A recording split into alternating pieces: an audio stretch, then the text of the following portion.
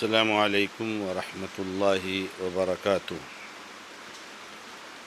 إن الحمد لله نحمده ونستعينه ونستغفره ونعوذ بالله من شرور أنفسنا ومن سيئات أعمالنا. من يهده الله فلا مضل له ومن يضلل فلا هادي له. وأشهد أن لا إله إلا الله وحده لا شريك له وأشهد أن محمدًا عبده ورسوله صلى الله تعالى عليه وآله وسلم. يا أيها الذين آمنوا اتقوا الله حق تقاته ولا تموتن إلا وأنتم مسلمون. يا أيها الناس اتقوا ربكم الذي خلقكم من نفس واحدة وخلق منها زوجها وبث منهما رجالا كثيرا ونساء. واتقوا الله الذي تساءلون به والأرحام إن الله كان عليكم رقيبا.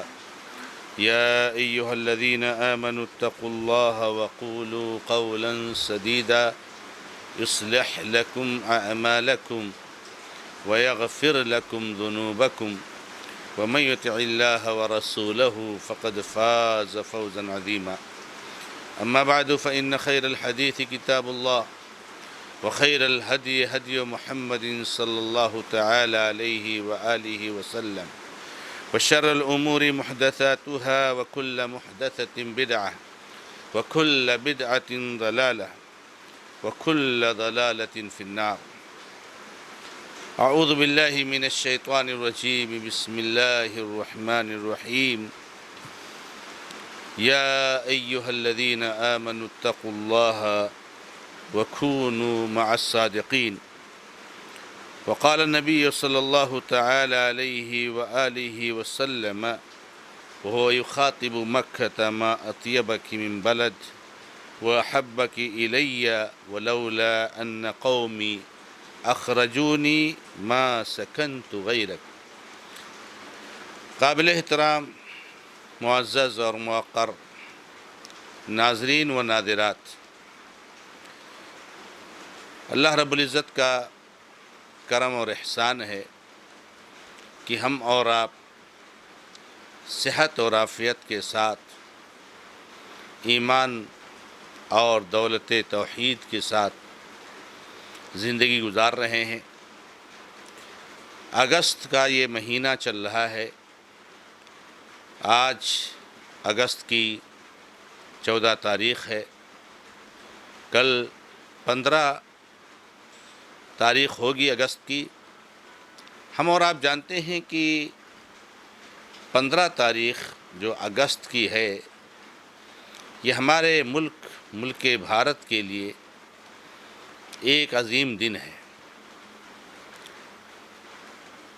یہی وہ تاریخ ہے اور یہی وہ مہینہ ہے کہ جب 1947 میں ہمارا ملک انگریزوں کے قبضے سے ہمارے بہت سارے بزرگوں اور بہت سارے بھائیوں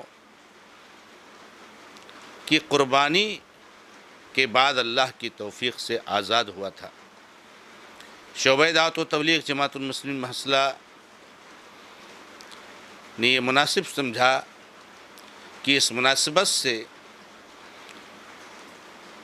ہمارے ملک بھارت کی آزادی میں اور اس ملک سے مسلمانوں کا کیا لگاؤ ہے اور کیا لگاؤ رہا ہے، اس تعلق سے کچھ گفتگو کی جائے۔ اللہ رب العزت سے دعا ہے کہ رب العزت ہمیں اور آپ کو حق بولنے، سچ بولنے اور سچ بولنے کے ساتھ ساتھ سننے اور اس کو دوسروں تک پھیلانے اور پہنچانے کی بھی توفیق عطا فرمائے۔ میرے بھائیوں، ملک جو ہوتا ہے، کسی آدمی کا جو شہر ہوتا ہے، اس کی محبت اور اس سے لگاؤ ایک فطری چیز ہے، اور ہم اور آپ جانتے ہیں کہ اسلام دین فطرت ہے۔ لہذا فطری طور سے ایک مومن کے اندر اپنے ملک سے محبت ہوتی ہے۔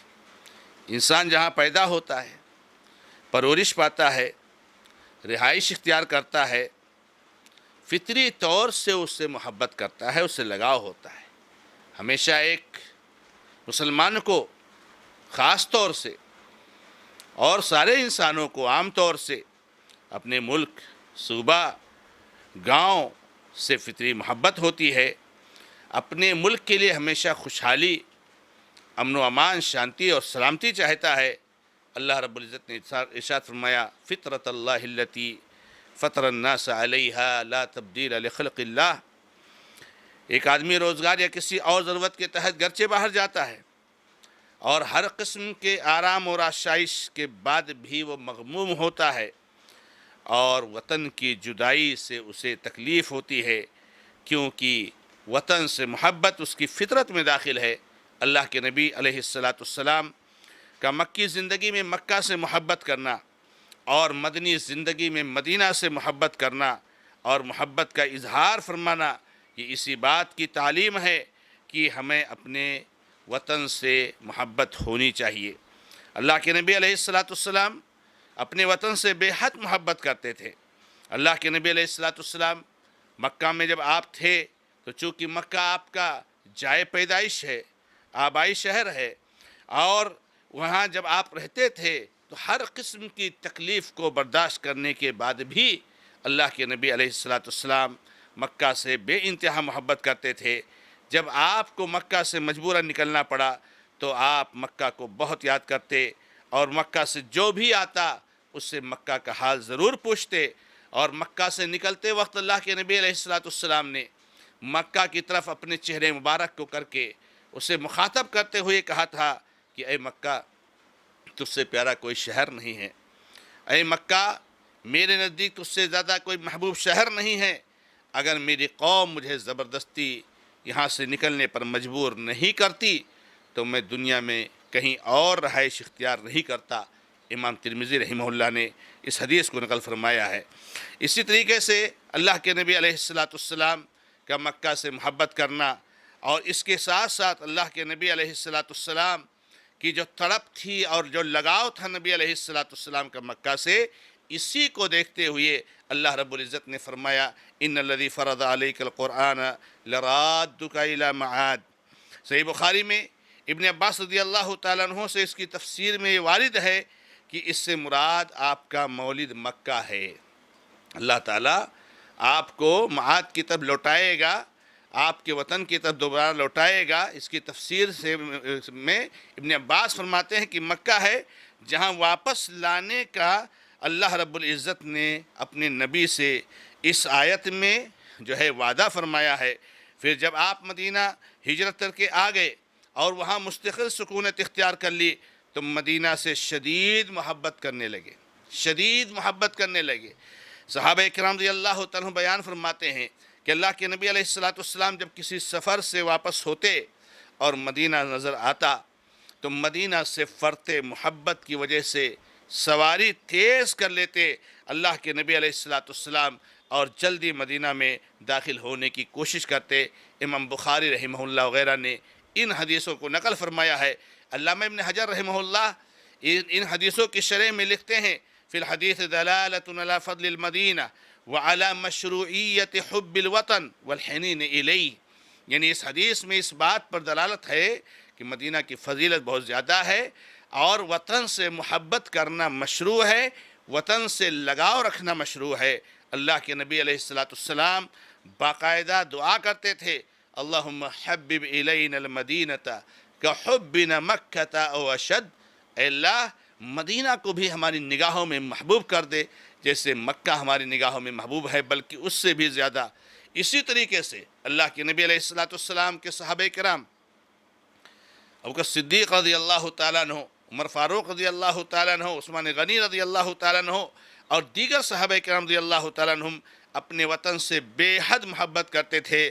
چنانچہ جب انہوں نے مجبوراً مکہ سے ہجرت کیا اور مدینہ آئے تو مکہ کو بہت یاد کرتے، اس کی یاد میں اشعار گنگناتے، وہاں پہنچنے کی تمنا کرتے، اور بہت سارے صحابہ مثلاً کو صدیق رضی اللہ تعالیٰ عنہ، بلال حبشی وغیرہ تو مکہ کی جدائی سے بیمار ہو گئے اور بیماری کی حالت میں بہت دنوں تک رہے۔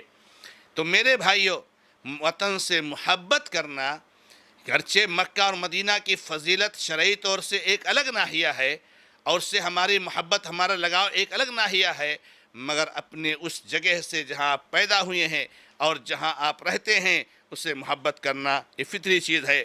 قرآن کریم میں آپ دیکھیں گے تو بہت ساری قوموں نے انبیاء کو دعوت توحید دینے پر گاؤں سے نکالنے کی دھمکی دی، گاؤں سے، شہر سے نکالنے کی دھمکی دی، جسے قرآن کریم نے بطور مذمت بیان فرمایا ہے، قالوا لئن لم تنتہ یا لوط لتکونن من المخرجین۔ گاؤں والوں نے کہا، شہر والوں نے کہا کہ اے لوط علیہ السلام، یہ اللہ کے نبی جو توحید کی طرف دعوت دیتے تھے، برائیوں سے روکتے تھے، ان کو دھمکی دیتے ہیں کہ اگر تم نہیں اس دعوت سے باز آئے تو تمہیں نکال دیا جائے گا۔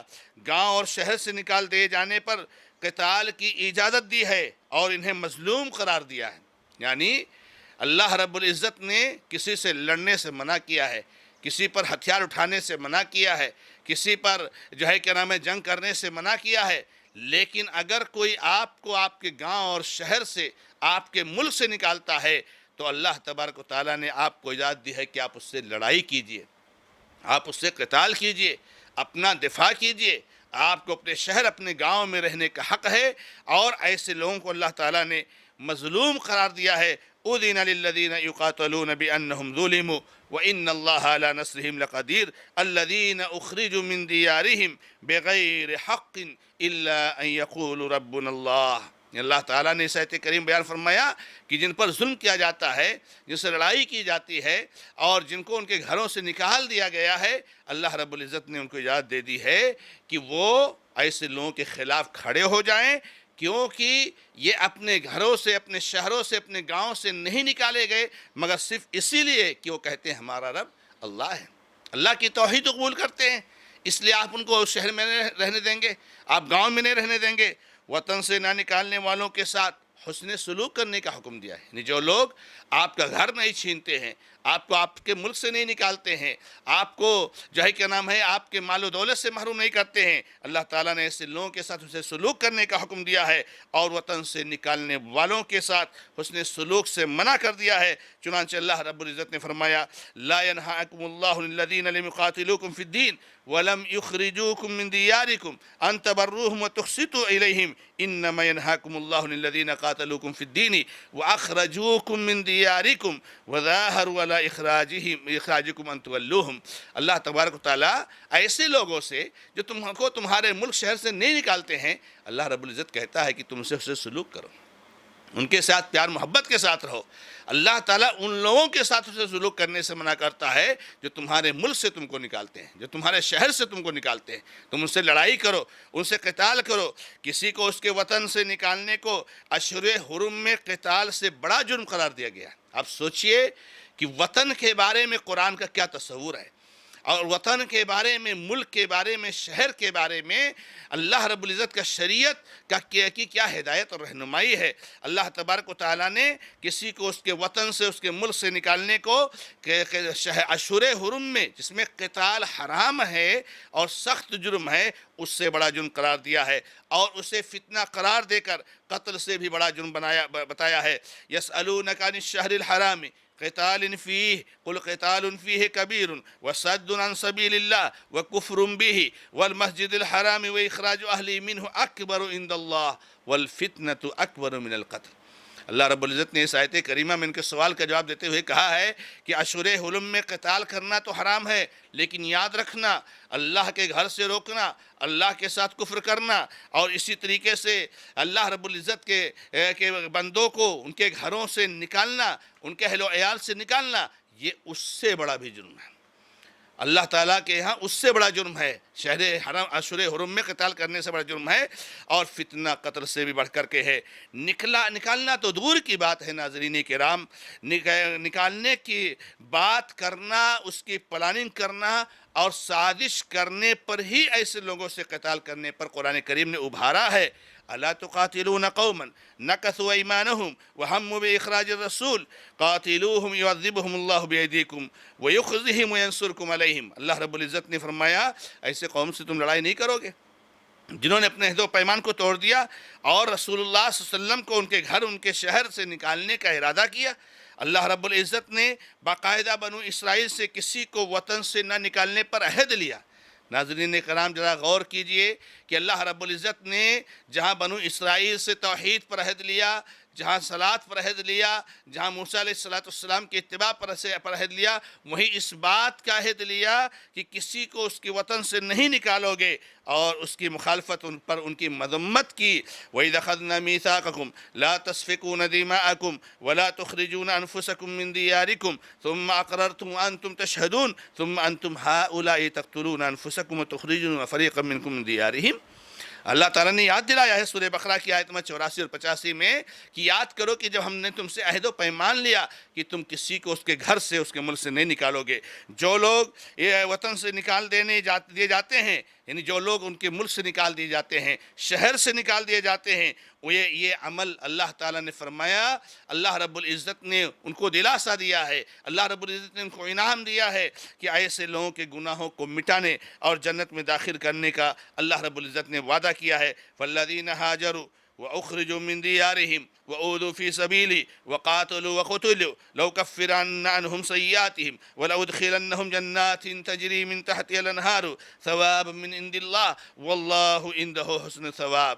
اللہ رب العزت نے اس آیت کریمہ میں ایسے مظلوموں کے لیے جنت کا اعلان کیا ہے۔ ناظرین کرام، یہ وطن سے لگاؤ، وطن سے محبت اور اسی طریقے سے وطن سے تعلق اور اسی طریقے سے ایک وطن پر اس میں رہنے والوں کا کس طرح حق ہوتا ہے اس کا تذکرہ اس میں ہے۔ اور ناظرین کرام، مال سے محبت کرنا، اس کی حفاظت کرنا، اس کے لیے قربانی دینا مشروع ہے، حتیٰ کہ اس کے لیے جان دینے والے کو شہید کہا گیا ہے۔ وطن یہ انسان کا مال ہوتا ہے، وہاں اس کی پراپرٹی ہوتی ہے، وہاں اس کا گھر ہوتا ہے، اس کی جائیداد ہوتی ہے، اس کا خاندان قبیلہ ہوتا ہے۔ اب وہ مال سے محبت کرنا اور مال کے لیے قربانی دینا، اگر اس میں آپ کی جان بھی چلی جاتی ہے تو اسلام نے شہید کہا ہے۔ اور بلا شک و شبہ وطن مال کا ایک عظیم حصہ ہے۔ اللہ کے نبی علیہ السلام نے صحیح بخاری کے حدیث میں ارشاد فرمایا، اس لیے من قتل دون مالہ فہو شہید، جو اپنے مال کے لیے مار دیا جائے، قتل کر دیا جائے اپنے مال کے بچانے، اپنے مال کی دفاع میں، تو وہ شہید ہے۔ اس لیے مسلمان ملک کی حفاظت کے لیے قربانی پیش کرتا ہے، جس کا مشاہدہ پوری دنیا نے آزادی ہند میں کیا ہے۔ ناظرین کرام، اور یہی صرف نہیں ہے، اللہ رب العزت نے اس بات کا بھی اعلان کیا ہے اور نبی صلی اللہ علیہ وسلم کی حدیثوں میں اس بات کی بھی وضاحت ہے کہ ملک کے حدود پر جمے رہنا، جو فوجی اور جو سرکشا اور حفاظتی بل اور طاقتیں جو ملک کی سرحدوں کی حفاظت کرتی ہیں، جو وہاں پر ڈٹی رہتی ہیں، جو وہاں پر ملک کی حفاظت کے لیے اپنی قربانیاں پیش کرتی ہیں، ان کی فضیلت بھی اللہ کے نبی علیہ السلام نے بیان فرمائی ہے۔ چنانچہ رباط یوم ولیلۃ خیر من صیام شہر وقیام، ایک دن کا رباط، ایک رات کا رباط کہتے ہیں۔ علماء کرام نے اس کی وضاحت کی ہے کہ ملک کی سرحدوں کی حفاظت کرنا اور ڈٹ کر کے دشمنوں کے حملے سے بچانے کی کوشش کرنا، اللہ رب العزت نبی صلی اللہ علیہ وسلم نے فرمایا ایک دن رات کا رباط یہ ایک مہینے کے روزے اور ایک مہینے کے قیام سے بہتر ہے۔ اللہ کے نبی علیہ السلام کی دوسری حدیث، یہ مسلم کی حدیث تھی، ابو داؤد اور ترمذی کی روایت ہے، کل میت یختم علی عملہ إلا المرابط في سبيل الله فإنه ينم له عمله إلى يوم القيامة ويؤمن من فتنة القبر۔ اللہ کے نبی علیہ السلام فرماتے ہیں جب آدمی مر جاتا ہے تو اس کے عمل کا سلسلہ ختم ہو جاتا ہے، لیکن جو سرحدوں کی حفاظت کرتا ہے، سرحدوں پر ڈٹے رہتا ہے، اس کے عمل کا سلسلہ نہیں ختم ہوتا ہے، اس کے عمل کو بڑھایا جاتا ہے، جاری رہتا ہے یہاں تک کہ قیامت تک، اور فتنہ قبر، عذاب قبر سے اس کو محفوظ کر دیا جاتا ہے۔ یا ایھا الذین آمنوا اصبروا وصابروا ورابطوا واتقوا اللہ لعلکم تفلحون۔ علامہ ابن باز رحمہ اللہ نے اس طرح کی حدیثوں کی شرح کرتے ہوئے فرمایا ہے کہ یہاں اس سے مراد، رباط سے مراد، مرابطہ سے مراد سرحدوں کی حفاظت کرنا اور سرحدوں سرحدوں، ملک کے کنارے کنارے جو سرحد ہوتے ہیں، جو حدود ہوتے ہیں، ان پر جمے رہنا ہے۔ میرے بھائیوں، ناظرین و ناظرات، رشتہ داروں سے صلہ رحمی، حسن سلوک کی تاکید بھی وطن سے محبت کی دلیل ہے۔ جو اسلام میں، شریعت اسلامیہ میں جو رشتہ داروں سے حسن سلوک ہے اور جو حسن سلوک کی تاکید ہے اور جو صلہ رحمی کی باتیں ہیں، یہ بھی اس بات کی دلیل ہے کہ ہمیں اپنے وطن سے محبت ہونی چاہیے، کیونکہ ہمارے رشتہ دار عام طور سے کہاں ہوں گے؟ ہمارے ملک میں ہوں گے، ہمارے گاؤں میں ہوں گے، ہمارے صوبے میں ہوں گے، ہمارے شہر میں ہوں گے۔ اس لیے جو ہے ناظرین کرام، ہمارے بھائیوں، ہمیں اس بات کو سمجھنے کی ضرورت ہے کہ اپنے ملک سے محبت کرنا، اپنے شہر سے محبت کرنا، اپنے گاؤں سے محبت کرنا، یہ شریعت کے تقاضوں میں سے ایک تقاضا ہے اور شریعت کے احکامات میں سے ایک حکم ہے۔ لیکن بہت ہی دھیان اور توجہ کے ساتھ اس بات کو جاننا ضروری ہے کہ دیگر بہت سے مسائل کی طرح اس مسئلے میں بھی لوگ افراط اور تفریط کے شکار ہیں۔ کچھ تو وطن کی محبت کو اللہ اور رسول اور دین کی محبت پر مقدم کر دیتے ہیں۔ وطن سے محبت کرنا ہے، مگر وطن سے محبت دین سے کے بعد، توحید کے بعد، اللہ رسول کے بعد وطن کی محبت اتنی ہو جائے کہ آپ وطن کی عبادت کرنے لگیں، پوجنے لگیں، آپ وطن کے سامنے، ملک کے سامنے سر جھکانے لگے، آپ اس کو اپنا رب ماننے لگے۔ یہ اسلام میں نہیں ہے۔ وطن کی محبت جان سے بھی زیادہ ہے، وطن کی محبت اپنے جو ہے آرام آسائش سے بھی زیادہ ہے، لیکن اللہ رسول اور دین سے زیادہ نہیں ہے۔ یہاں کچھ لوگ ایسے ہیں جو وطن کی محبت کو اللہ رسول اور دین کی محبت پر مقدم کر دیتے ہیں، اور کچھ ایسے نادان بیوقوف ہیں جو اپنے ہی ملک کی جڑیں کھوکھلی کرنے میں لگے ہوئے ہیں اور وہ ملک کو برباد کرنے میں لگے ہوتے ہیں۔ ملک کا کوئی حاکم اگر ظالم ہے تو اس حاکم سے ناراض ہو کر کے آدمی اپنے ملک کو توڑتا ہے، اپنے ملک کی پراپرٹی کو جلاتا ہے۔ اس کو ہی نہیں معلوم کہ یہ ملک آپ کا ہے، حاکم تو آج ہے، کل چلا جائے گا۔ اس لیے محبت کا معیار یہ ہے کہ محبت ہو مگر شریعت سے ہٹ کر نہیں، شریعت سے زیادہ نہیں، اور دشمنی اتنا نہ ہو جائے کہ اپنے ملک کو نقصان پہنچانے لگے۔ اللہ رب العزت نے فرمایا قل ان کان آباؤکم وابناؤکم واخوانکم وازواجکم وعشیرتکم واموال اختلفتموها وتجارت تخشون کسادها ومساکن ترضونها احب الیکم من اللہ ورسولہ وجہاد فی سبیلہ فتربصوا حتی یاتی اللہ بامرہ واللہ لا یہدی القوم الفاسقین۔ سورہ توبہ کی آیت نمبر 60 میں اللہ نے فرمایا ہے، تمہارے باپ، تمہاری اولاد، تمہاری تجارت، تمہاری پراپرٹی، تمہاری جائیداد، تمہارا خاندان، تمہارا قبیلہ، تمہارے محلات، تمہاری کوٹھیاں، اگر یہ سب اللہ اور اس کے رسول سے زیادہ محبوب ہیں تو پھر اللہ کے حکم کا انتظار کرو۔ تو وطن کی محبت دین سے زیادہ نہیں۔ اسی طرح نبی صلی اللہ علیہ وسلم اور صحابہ کرام کو جب ستایا گیا اور اللہ کے دین پر عمل کرنے سے روکا گیا، اللہ کے دین پر عمل کرنے کو تنگ کر دیا گیا، تو وہ رب کی خوشنودی کے لیے مغموم مقہور ہی صحیح پہلے حبشہ پھر مدینہ کی طرف ہجرت کرنے لگے، جہاں وطن سے نکلنے جانے کا غم تو ہے، لیکن وہیں اللہ کی محبت کو مقدم کرتے ہوئے وطن کی بھی قربانی پیش کر کے وطن سے محبت کا اسلامی نقطہ نظر پیش کیا۔ ناظرین کرام، اس چیز کو ہمیں اور آپ کو سمجھنا ضروری ہے۔ اور یہاں پر ایک اور چیز آپ کے سامنے بتاؤں کہ ایک حدیث جو ہمارے اور آپ کے بیچ میں مشہور ہے، حب الوطن من الایمان، یعنی وطن سے محبت کرنا یہ ایمان کا حصہ ہے۔ ایسی کوئی حدیث اللہ کے نبی صلی اللہ علیہ وسلم سے بسند صحیح ثابت نہیں ہے۔ یہ حدیث موضوع ہے، جسے علامہ صنعانی رحمہ اللہ، جسے سخاوی نے، جسے ملا علی قاری نے، اور جسے زرقانی نے، اور جسے والودائی نے، اور علامہ ابن عثیمین نے، اور شیخ البانی رحمہ اللہ نے، ان سارے محدثین نے جو ہے اسے ضعیف قرار دیا ہے۔ لہذا وطن سے محبت کرنا فطری چیز ہے، شریعت کا ایک حصہ ہے، لیکن یہ حدیث جو ہے اللہ کے نبی صلی اللہ علیہ وسلم سے ثابت نہیں ہے۔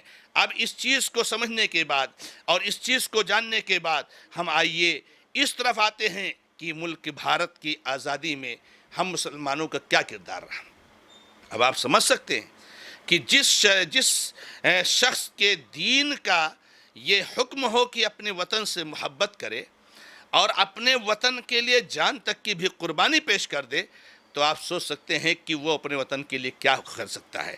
اس لیے ہم نے دیکھا کہ ہمارے اسلاف نے، ہمارے بزرگوں نے، جب انگریزوں نے اس ملک پر قبضہ کیا اور اس ملک کو ہم سے چھیننا چاہا، تو ہمارے اسلاف نے، بزرگوں نے، علماء نے، ذمہ داران نے، ہمارے نوجوانوں نے، بوڑھوں نے، بزرگوں نے، عورتوں نے، سب لوگوں نے اس وطن کی آزادی کے لیے اپنی جان کی بازی لگا دی.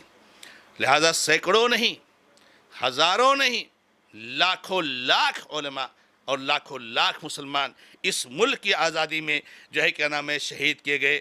جنگ آزادی میں ہندو مسلم دونوں شریک رہے، مگر قائدانہ رول مسلمانوں نے ادا کی ہے. جنگ آزادی میرے بھائیوں 40 سال 50 سال کی تاریخ نہیں ہے، بلکہ 200-250 سال کی تاریخ پر محیط ہے. جنگ آزادی 1750 سے پہلے ہی شروع ہوئی ہے، اور جہیز 1857 میں جو اس کی جنگ ہوئی ہے عظیم، اور جا کر کے 1947 میں ایک ملک آزاد ہوا ہے. قائدانہ رول اور کمانڈنگ مسلمانوں کے نے ادا کیے، کیونکہ انگریز کا پہلا نشانہ مسلمان تھے. کیوں؟ انہوں نے ملک جو چھینی تھی تو مسلمانوں سے چھینی تھی. ظاہر سی بات ہے کہ مسلمانوں کو سب سے زیادہ اس کی فکر ہوگی کہ یہ ملک ان سے چھینا گیا ہے. آپ کو معلوم ہونا چاہیے 1600 میلادی میں عیسوی میں ایسٹ انڈیا کمپنی کے حوالے سے تجارت کے لیے انگریز اس ملک میں داخل ہوئے، اور اس ملک میں آنے کے بعد دھیرے دھیرے ملک پر اپنا قبضہ کرتے گئے، اور سونے کی چڑیا کہے جانے والے اس ملک پر انہوں نے اپنا قبضہ جما لیا. لہذا جہاد اس آزادی کے سلسلے میں جب انہوں نے اس پر قبضہ کیا، اور آزادی کے جہاد کا جو فتویٰ اس سلسلے میں جو کوشش شروع ہوئی، اس کا جو ہے کیا نام ہے آغاز، اس کی شروعات مسلمانوں نے کی ہے، اور اس کا آغاز مسلمانوں نے کیا ہے، اور جو ہے کیا نام ہے مسلمانوں نے اس کے لیے سب سے بڑھ کر کے قربانی دی ہے. اور ہمیں اور آپ کو معلوم ہونا چاہیے کہ باقاعدہ جو ہے اس ملک پر مسلمانوں نے تقریباً 1100 سال سے زائد حکومت کی ہے. سن 93 ہجری سے لے کر کے 1857 تک مسلمانوں نے، عربوں نے، محمود غزنوی نے، غوری خاندان نے، غلاموں نے، خلجیوں نے، آل تغلق نے، سید خاندان نے، لودھی خاندان نے، مغلیہ خاندان نے حکومت کی. مغلیہ خاندان کے آخری بادشاہ بہادر شاہ ظفر، جس کو انگریزوں نے گرفتار کر کے رنگون میں قید کر دیا، جہاں 1862 میں اس کا انتقال ہوا. اس طرح مسلمان اس ملک پر 1150 سال اس ملک پر حکومت کرتے رہے. جب یہ ملک انگریزوں کے قبضے میں آیا 16ویں صدی عیسوی میں، مغلیہ حکومت کے دوران مملکت برطانیہ سے انگریز تاجر ہندوستان آئے، اور ایسٹ انڈیا کمپنی سے انہوں نے ایک تجارتی کمپنی کی بنیاد رکھی. آہستہ آہستہ جب اس ملک کو انہوں نے قبضے میں لیا، اور ان کی طاقت اتنی بڑھ گئی کہ انہوں نے اس ملک پر قبضہ جمایا، تو اس کے لیے بہت ساری کوششیں ہوئیں. سراج الدولہ، میر قاسم شاہ عالم، نواب شجاع الدولہ، حیدر علی اور ٹیپو سلطان، بہت سارے لوگوں کو شکست کھانی پڑی، جس کا سبب اپنے ہی اندر موجود منافق تھے. ٹیپو سلطان نے 1792 میں جامِ شہادت نوش کیا. ٹیپو کی شہادت کے بعد انگریزوں کی ہمت اور بڑھی، اور انہوں نے پنجاب، سندھ اور اودھ برما وغیرہ پر بھی قبضہ کر لیا. 1857 کی جنگ آزادی میں تمام اس بھارت کے باشندوں نے شرکت کی. بلا تفریق مذہب و ملت مشترکہ طور پر انگریزوں سے ہندوستان کی آزادی کے لیے دوبارہ لڑنا شروع کیا، اور انگریز حکومت کے خلاف علم بغاوت بلند کیا، جو باضابطہ پہلی جنگ آزادی کہلائی. ملک کی آزادی بڑی محنتوں اور کوششوں کے بعد بالآخر ہمارا یہ ملک 15 اگست 1947 عیسوی کو انگریزوں کے قبضہ سے آزاد ہو گیا، جس کی آزادی میں برادران وطن کے ساتھ ساتھ مسلمان پیش رہے.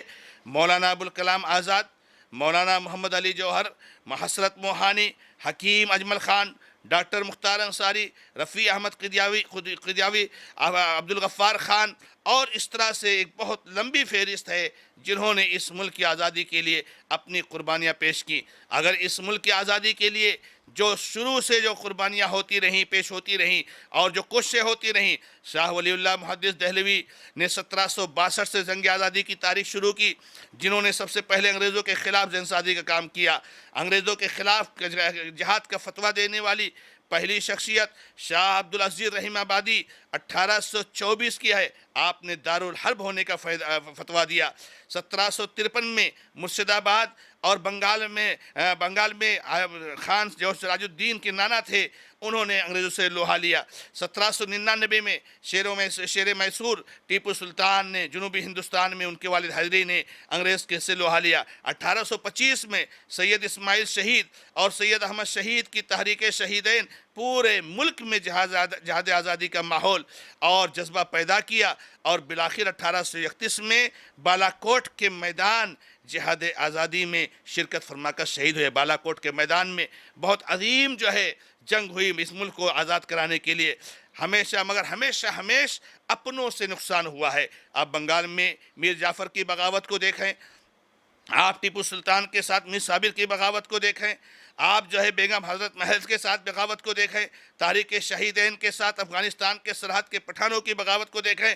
इन दुश्मनों ने हमेशा अंग्रेज़ों से साज़बाज़ करके अपनी ज़मीर का सौदा किया है, और आज़ादी तक ये मुल्क ऐसे नहीं पहुँचा है बल्कि खून के दरिया बहाए गए हैं।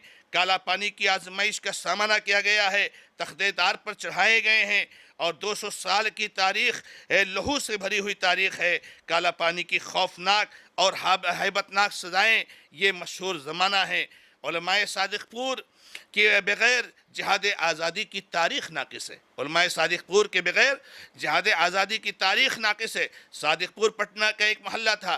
पटना का पुराना नाम अज़ीमाबाद था। जो ख़ानदानी अहले हदीस थे, उस ख़ानदान की खिदमात को फरामोश नहीं किया जा सकता। 1750 से 1857 की जंग तक लड़ते रहे और अपनी औलाद को वसीयत कर जाते। एक मरतबा ईद के दिन सादिक़पुर के पूरे महल्ले पर अंग्रेज़ ने बुलडोज़र चलवा दिया, और वहाँ हालत ये हो गई कि कोई घर न बेचा। 1852 में मौलाना वलायत अली अज़ीमाबादी और उनके भाई मौलाना इनायत अली अज़ीमाबादी ने इस तहरीक को अपने खून जिगर से सींचा है।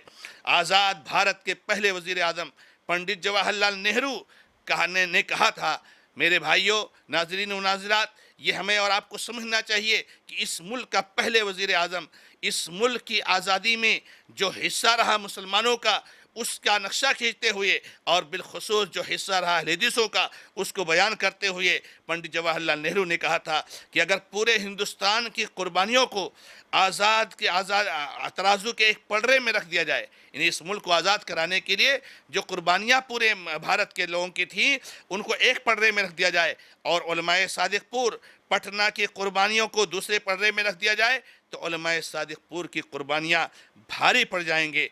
बहुत सारे नाम हैं, बहुत लंबी तफसीर है। मौलाना अब्दुल कादिर कसूरी, सैयद मोहम्मद दाऊद गज़नवी, मौलाना उबैदुल्लाह अहरार, मौलाना सलाउल्लाह अमृतसरी, इब्राहिम मीर सियालकोटी, और इसके अलावा बहुत सारे उलमाए किराम जिनका नाम तवालत और तफसील में चला जाएगा, इसलिए उस पर तफसील से बात न करते हुए इशारा काफ़ी है। काला पानी जज़ीरे अंडमान निकोबार में जेल बना रखे थे, और अंग्रेज़ मुजाहिदीन को सख्त से सख्त सज़ा दी जाती थी, और जिनमें 95% मुसलमान थे, और ख़ास तौर से उलमाए सादिक़पुर थे। मौलाना जाफ़र उलमाए सादिक़पुर में से नहायत जो है इस मुद्दत सज़ा मुकम्मल होने के बाद एक किताब बनाम काला पानी रखा, जिसमें सख्त सज़ाओं को बयान किया गया है। वहाँ मियाँ नज़ीर हुसैन मुहद्दिस देलवी अमीरुल मोमिनीन फिल हदीस की सारी संदें उनसे गुजरती थीं। उन्हें 1 साल रावलपिंडी के जेल में बंद रहे। अबुल कलाम आज़ाद रहिमहुल्लाह बड़े दानिश्वर और साहिब बसीरत मुहद्दिस मुफस्सिर, अंग्रेज़ पहले उनकी फ़िक्र को लगाम देना चाहते थे, मगर मौलाना अबुल कज़ाद आज़ाद रहमहुल्लाह ने अलबलाग अलहिलाल इसके ज़रिए से जो है क्या नाम है आज़ादी के जंग को और आज़ादी की रूह फूंकते रहे, और अहमदनगर के जेल में 15 साल का अरसा गुजारना पड़ा। डॉक्टर ताराचंद ने अपनी किताब में लिखा है, तारीख़ आज़ादी हिंद ने, ये गैर मुस्लिम है, डॉक्टर हैं। पंडित जवाहरलाल नेहरू पहले वज़ीर आज़म, ये भी गैर मुस्लिम है। डॉक्टर ताराचंद ने लिखा है कि सच तो यही है कि इस मुल्क में तारीख़ अहले हदीसों की है। यही वो जमात है जिसने अंग्रेज़ के साथ कभी मुसालहत नहीं की, और जिसने 8 लाख जानों का नजराना पेश किया है। अपनी किताब में यही लिखते हैं कि जंग आज़ादी हिंद में 5 लाख उलमाए अहले हदीस को अंग्रेज़ों ने शहीद कर डाला। सिर्फ बंगाल में 2 लाख से ज़्यादा उलमाए अहले हदीस शहीद किए गए। कहने का मतलब ये है नाज़रीन नाज़रात कि ये मुल्क की जो तारीख़ है, इस तारीख़ को छिपाया जाता है। जैसे हमारे बिरादरान वतन, हमारे गैर मुस्लिम भाई मुसलमानों की कुर्बानियों को छिपाते हैं, और वो ये समझते हैं کہ ہم نے اس ملک کو آزاد کرایا ہے، حالانکہ دنیا جانتی ہے کہ انگریزوں کے ساتھ کون تھے، انگریزوں سے ساز بات کس نے کر رکھا تھا، کتنے غیر مسلم جا کر کے اس سے ساز بات کر کے رکھتے تھے، لیکن مسلمان اپنی گردن کٹواتے تھے۔ لیکن ایسے ہی ہمارے مسلمان بھائی جو دوسرے مکتب فکر سے وابستہ ہیں، وہ اہل حدیث علماء کی اور اہل حدیث جماعت کی قربانیوں کو جو ہے کیا نام ہے نظر انداز کرتے ہیں۔ مولانا ابوالکلام آزاد جماعت اہل حدیث کی سیاسی و جہادی پہلو کی وضاحت اس طرح کرتے ہیں، کہتے ہیں اس زمانے میں ہندوستان میں وہابیوں کی جانب سے گورنمنٹ ہند نہایت برافروختہ تھی۔ انگریزوں کی جو گورنمنٹ تھی بہت خوفناک تھی، ڈر میں تھی، اور ان کی جماعت سخت خطرناک پولیٹیکل جماعت سمجھی جاتی تھی۔ اس کی وجہ یہ تھی کہ یہ جماعت مولانا اسماعیل کی جماعت سمجھی جاتی تھی، جنہوں نے اپنی تحریک کی بنیاد مسئلہ جہاد پر رکھی تھی، اور مولانا اسماعیل کے بعد سید صاحب کی جو جماعت سرحد پر رہ گئی تھی، اور مولانا صادق پوری کی عمارت میں اثر نو قائم ہوئی تھی، اور اس کی انگریزوں سے 2-3 مرتبہ مٹبھیڑ ہوئی تھی، اور گورنمنٹ کو خیال ہو گیا تھا کہ اب یہ جماعت انگریزوں سے جنگ کرنا چاہتی ہے۔ اس کے علاوہ کی وجہ بھی تھی کہ غدر میں سپاہیوں نے جو فتوے مرتب کیے تھے ان پر بعض وہابی علماء کی مہریں تھیں۔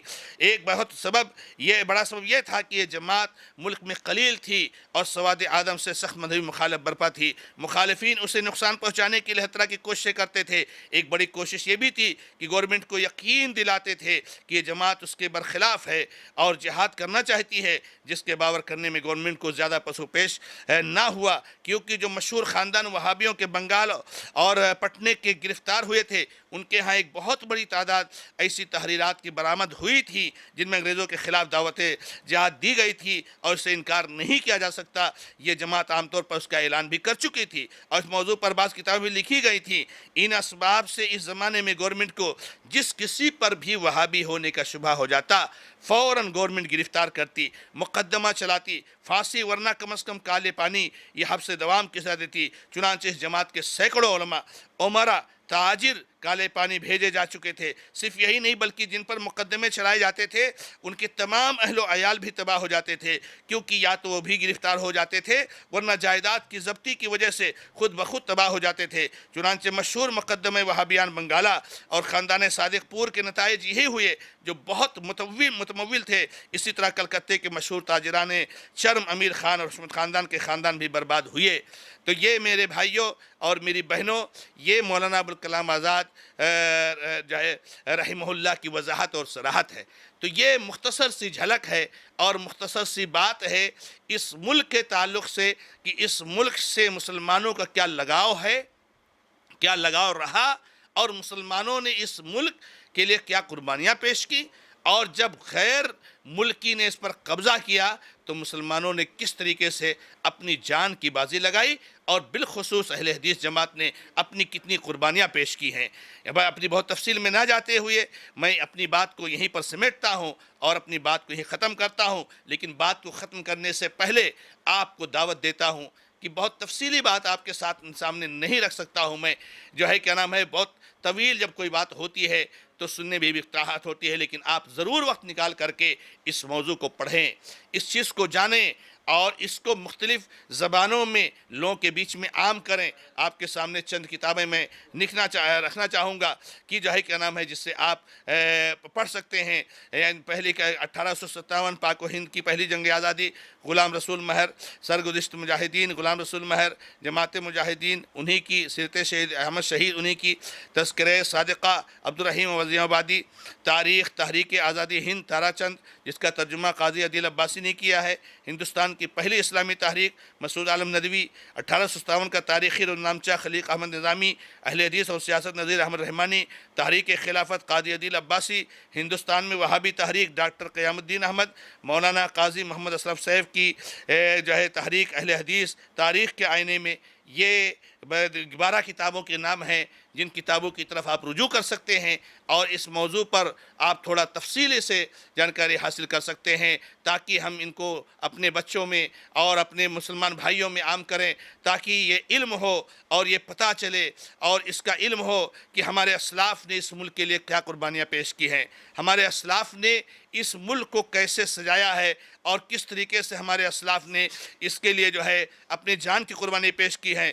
آنے والی نسلیں یاد رکھیں کہ اسلاف نے اس ملک کے لیے قربانیاں دی ہیں، تاریخ کو یاد رکھے اور تاریخ بدلنے والے ماضی سے کھلواڑ نہ کر سکیں۔ فرقہ پرست جو اسلام کو مٹانے کی کوشش کرتے ہیں وہ ایسے خواب دیکھنا چھوڑ دیں۔ یہ ملک بغیر مسلمانوں کے یہ ختم ہے۔ اگر اس ملک سے مسلمانوں کی تاریخ ختم کر دی جائے تو ملک کا وجود نہیں بچے گا۔ اس لیے حقیقت کو جاننا اور حقیقت کو پہچاننا اور حقیقت کو کہنا اور حقیقت کو لوگوں تک پہنچانا یہ ہم سبوں کی ذمہ داری ہے۔